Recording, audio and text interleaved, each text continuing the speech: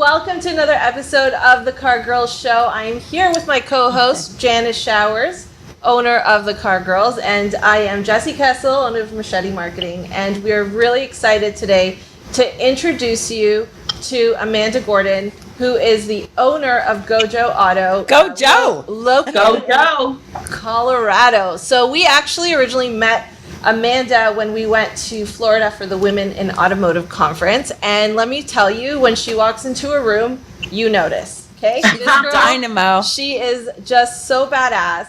Yeah, we fell right in love with her. We did, and she's super easy to talk to. She's full of knowledge, and so today we really want to pick her brain about being an owner of a dealership. Yeah, and hear a little bit, Amanda, we really want to hear a little bit more about your story because it's an amazing story. Yeah, so Amanda, tell us how you got started. So first of all, good morning, everybody watching, listening. Hey there. So how I got started, it was about 20 years ago. I'm not going to reveal my age and say what year it was, but it was about 20 years ago. I was working at the Gap, which is a retail store here in the States. And it was like all the craze, and my dream was to become a regional manager for the Gap. There was this young lady that came into my store, and she instantly said, "Don't try to fit me in any of your darn Gap denim. I'm not wearing that stuff. Get out of here. Don't even try it." It took me 2 hours. She left with 3 pairs of jeans, some coats, some blouses, and she said, "You need to come work with me."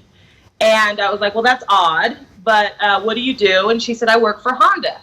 I had just moved from California to Colorado, and I knew a lot about Hondas. There were a lot of Honda clubs. My boyfriend drove a Honda, so I was familiar with the different trim levels, and I was like, well, I like Hondas. And I was footloose and fancy free. That was all that I really needed. I was like, well, I like Hondas. What have I got to lose? So I went, I met her at the Honda store. Her particular store had Honda and Hyundai. Met the general manager. We vibed. I was hired in a pool of 10. I got that first paycheck after selling 8 cars my first month. Wow. And I was like, bye Gap. I was going to school at the time. I was like, bye school, bye Gap. I'm a car girl. And as they say, the rest is history. I worked my way. Within a year, I was a finance manager. I was a sales manager. And then I just worked my way up from there. And then I got into the independent side, used cars. And I really fell in love with the used car segment, which I never would have imagined, honestly, because, when you think of used car salespeople, you think of, Cadillac Man and the raunchy suit and smoking cigars. Right. And just icky, right? Just a real a-hole. And so I never thought of being in used cars, but it wasn't the cars themselves that gave me fulfillment. It was the customers. The customers really genuinely needed help. And there was a need. And flash forward, here I am, a used car dealer owner. So that's a snippet of my story. There's a lot in between, but that's the gist of it. Yeah, so you're the owner of GoJo Auto. Yep, Tell us GoJo a little bit about your store. What was that? Tell us a little bit about your store.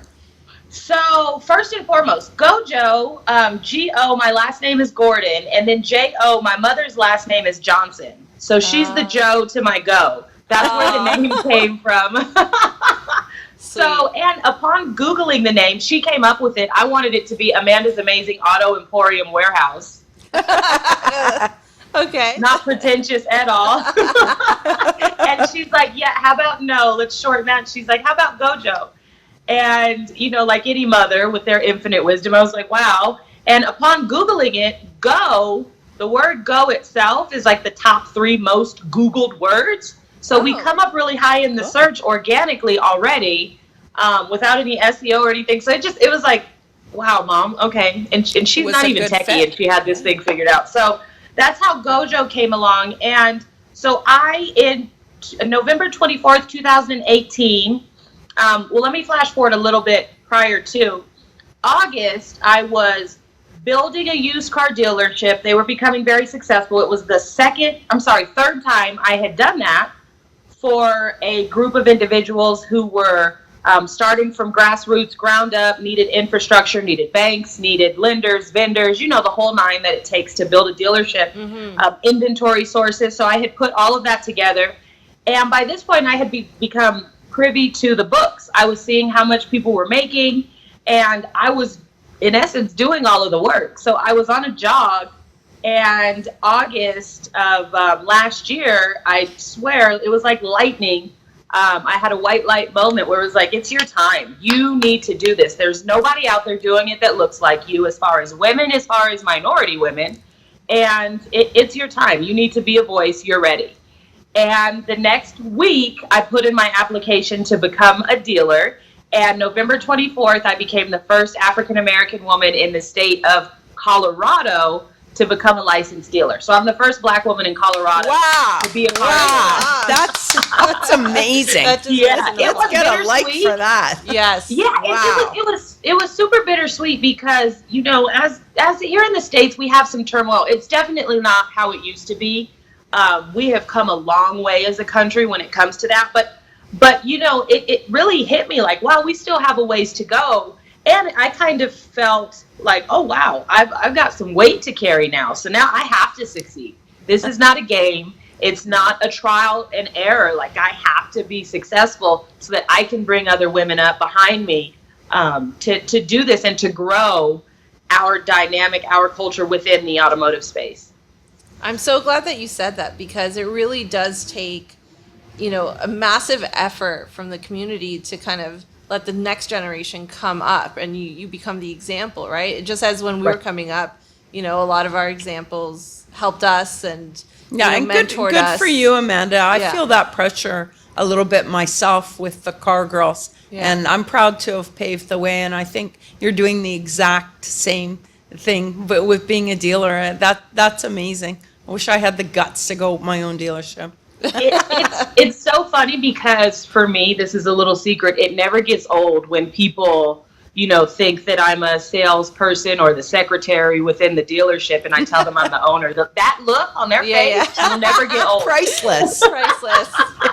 Just, try to frame those. I know. They used to say to me, can I speak to a salesman? I'd say, well, a saleswoman do.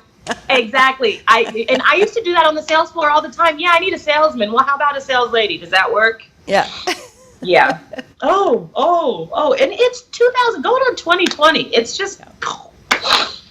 It's shocking that we are still there. Yeah. So actually, one of the questions that we had for you, Amanda, is we wanted to know what some of your challenges have been. And I think let's stay with opening the dealership and opening the store. What would you say a couple of your big challenges have been? Some of my challenges, I'm in a unique situation because I had done it 3 times prior to, just with someone else's money, basically.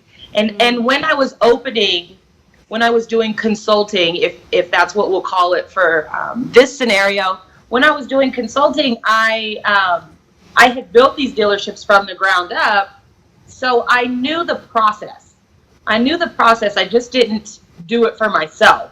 So when it came time to do it my own, I wanted to make sure that I knew what the heck I was doing. And by any means, I do not know everything, okay? Every day is a journey. I get shocked, surprised, and taken aback.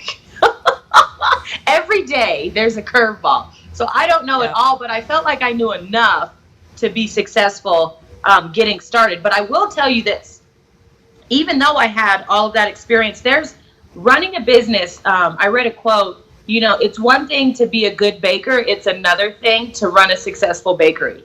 And that's what I found really true about the car business. Like, I am probably the best salesperson that I know. And that's male, female, cultural, whatever.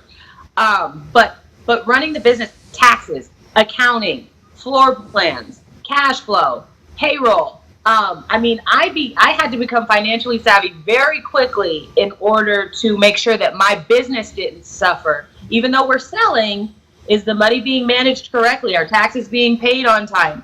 Are sales taxes being collected correctly? Is my payroll getting in? Is my workman's comp being paid? Is my insurance enough to cover the inventory that I have? We had a break-in on one of our lovely Subarus. How does that work? So it's like the little things that you're not prepared for. You think, oh, just sell and everything will be fine. Selling a car, that's just the beginning. That's like that is literally the easiest part of this job. Selling the car has been the easiest part. It's acquiring the car from auction, bidding against 1,200 different dealers, that are trying to accomplish the same thing you are: buy low, sell high, right? So it was like, oh, okay, yeah, we got this. And so, I mean, the challenges are vast, but they're just that. They're challenges. They're not setbacks. They're not, it's time to quit because I can't figure it out. It's just a challenge to figure out, how do I do this better? And some things like acquiring the inventory. It's made me extremely resourceful in finding alternatives on where to get my cars, valuable merchandise at a fair price. Lending sources. A lot of banks won't touch dealers that haven't been in business for 2 years or more. Well, I'm going on month 8 and I have 5 credit unions in my back pocket because I had to go in there and fight and let them know that, hey, my business is new, but I'm not. And you should back me and you should support me because I'm not going anywhere. Love it. And so, love it. Yeah, Good for you. So just getting resourceful and not taking no for an answer. Like this is the car business for me is my life. I eat, breathe, and poop this stuff. It's not my job. It's not my career path. This is my life. So when I'm able to construe that to people who normally wouldn't take a chance on a new dealership, it goes a lot further than, oh, hey, I'm going to have this amount of profit. I don't even look at profits. I look at how many families are we helping this month? How many cars are we getting on the road? How many women are we able to hire to expand our growth? How many women are we able to train and grow the female workforce? Like, that's how I look at my business growth. And Amanda, I understand that. Is it your whole sales team that's female? All of them, every last one. Awesome. That's amazing.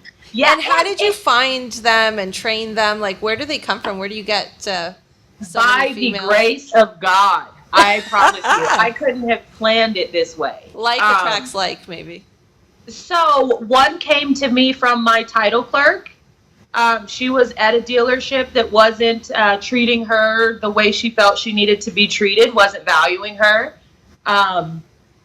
And I was able to hire her. She's my day one, Alex. She's been with me since January 11th, and we opened January 1st. And she had a finance background and a sales background, so she's really helping me. Her niche is more on the finance side, doing the legal documents and getting deals funded and all of that. And then, title clerk, AKA for our Canadian dealers, is your licensing coordinator. Oh, thank you. Thank you. Yep. And my title clerk also sells. She's been in the business 20 years, and I've known her for eons. She never hung her license with any dealers in the 10 years that she's been a title clerk. And as soon as I opened, she said, I want to hang my license with you. Awesome. So that was huge. She really was my first licensed, but she's more of a broker where she'll just bring us business. She more sticks to title clerking or licensing, if you will. And Cammie, she also came to me by osmosis because I was putting it into the universe. I really need a salesperson, but I don't particularly want someone who's been in the car business. I want someone I can train, but I want them to be a people person. I want them to be bubbly. I want them to be an extension of me, in essence. And Cammie worked for a really big restaurant group out here called the View House. And we had known each other for some years. And she said, I'm really looking for a career change. And just like that, now she's selling her butt off for GoJo. And then we've got one other lady who's more of a broker also. And yeah, it really just happened that way. I think because the female vibe that we kind of put out there is GoJo really attracts the female salesperson, where at other places they might be intimidated or not feel that they would be valued or trained correctly. And that's one thing I really focus on, because if my ladies ever leave GoJo and say they go to an Auto Nation or a Larry H. Miller, I want them to be able to say, I got trained at GoJo, and that means something. Awesome. That's awesome. You know what? I think a better question might be for you, Amanda, is what have been the rewards? What are you finding rewarding rather than challenging? Gosh, because I have purpose. It's like I found it. I can feel that from you. I have never felt more fulfilled. And when I wake up in the morning, I get to do this. I don't have to do this. I get to do this for my community, for my staff, for other women out there confused. And I'm not a spring chicken. It was very late in my career that I decided that I needed to become an owner and really get dialed in on promoting women in automotive, on being a successful woman in automotive, not just getting a paycheck, but really changing the dialogue of what this industry can do for us women, because it's such a great industry. It is. And I don't think we look at it as a resource or as an option because it has such negative connotation behind it. So to be able to spread that gospel and to be a visual representation of it, right? Like you ladies know, I am so out there on social, letting people know that this is a great industry and it's authentic. I mean, it's not, I can't fake it. My forehead won't let me. I talk with my face. So if it was nasty, you guys would know. I couldn't agree more, 100%. I never understood why more women didn't sell cars, and that's always been my mission. So I totally get where you're coming from, Amanda, and good for you. Good for you for jumping in there and doing it and making it happen. And I think I remember on Facebook you posted something about being an overnight success and how people might think, look at you and think that it just happened, but they don't know you've got 20 years behind you. You've been doing Facebook Live for how long now? Like a few years? So I've been on Facebook, believe it or not, for, I just saw my oldest post for 6 years. 6 years? Yeah, and it just started to boom about a year ago, to where I can quantify it and I can monetize it and say, okay, Facebook is making me this amount of money. See? So it does awesome. work, but and you're merchandising your vehicles on Facebook. I've seen a couple of your Facebook posts and I love them. Yeah, absolutely. And vehicles, you can attribute our customers. To selling cars directly on Facebook. Yeah. I have a fun statistic because I source, of course, everywhere where our clients come from, and 85% of our business is from Facebook. Wow. 85%. 85%. And get this, I do not pay for Facebook. It's all organic. It's all personal generated. And so what are people doing? Are they just sending you like a message through Messenger? Are they calling in? How do you? Yep, direct messenger, or it'll direct them to the website. And when I ask them, oh, hey, how'd you find out about us? They'll say, oh, I saw this and that on Facebook, or I saw your video. I get that a lot. I saw your video on Organic Facebook. is amazing. What other advertising vehicles are you using? What else is working for you? So we use your traditional sites like Car Gurus, Auto Trader, TrueCar. Craigslist is big. So those are some I pay for. And then we actually also use a company called Owner Connect, who provides our training, kind of our BDC training. And then they also do our phone calls on the back end. Oh, okay. Yeah. So you're supported by some vendors, which we are. Nice. We are. We have a lot of vendor support. But I do all of the Facebook personally because I was the one who originated it, and I think it's important for our customer base to see me, to know that I am still here, and I am deeply involved in the process and everything that's involved with GoJo Auto, because that's important to clients when they come in and they see me. Yep. It makes a difference. Yeah. For sure. We really support you, Amanda. We wish you 100%. all the very best. Thank you so much. We know that you're going to become more and more successful every year. And we really thank you for sharing your story with us today. Yes, thank you. And you're an inspiration to women in automotive, truly. So so let that be, a lesson for everyone who is in the automotive industry, male or female. You have a dream, you have the ambition. You can make it happen no matter where you are. If you want to connect with Amanda, we're going to put her information below. And that wraps up the show for today. So thank you so much, Amanda. Catch you guys on another Thank you, ladies. Of the Car Girl Show. Thanks, Amanda. Take care. I'll be looking forward to getting my shirt, too. I'll wear it next time. Car Girls. Thanks, Amanda. Thanks for watching another episode of the Car Girls Show. Now, we have a big announcement to make. We're so excited to announce our new venture, and that's the Triple Threat Academy. We're calling it T3 for short, and it's coming soon. I am so excited to be putting this on with Janice. Combined, we have over 50 years of experience, both in retail, marketing, branding, social media. And so this course is actually going to cover the best of BDC, the tactics and strategies that nobody tells you about in social media and marketing. It's going to be for 2 days. What are those dates? It's October 2nd and 3rd, coming this fall. That's right. And we want branding ambassadors, marketing coordinators and managers, internet managers, BDC personnel. BDC personnel, anyone that is going to really benefit from both marketing and business development.